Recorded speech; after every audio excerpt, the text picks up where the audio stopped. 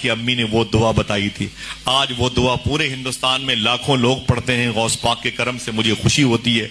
इस दुआ के पढ़ने की वजह से लोगों ने गौस पाक की ज़ियारतें भी कर ली हैं। मैं गुजारिश करूंगा अपने बुजुर्गों से और आप सबसे, रिकॉर्डिंग कर रहे हैं आप इस दुआ को जरूर पढ़ा कीजिए। हर नमाज के बाद 11 मरतबे या दिन भर में 111 मरतबे इंशाअल्लाह पढ़ ले मेरे साथ। बिस्मिल्लाहिर्रहमानिर्रहीम, ऊंची आवाज में, बिस्मिल्लाहिर्रहमानिर्रहीम। अल्लाहुल काफी, कसत्तुल काफी, वजदतुल काफी, किफानिल काफी, लिकुल्ल काफी, व निअमल काफी, वलिल्लाहिल हम्द। बस इसे याद कीजिएगा इंशाअल्लाह।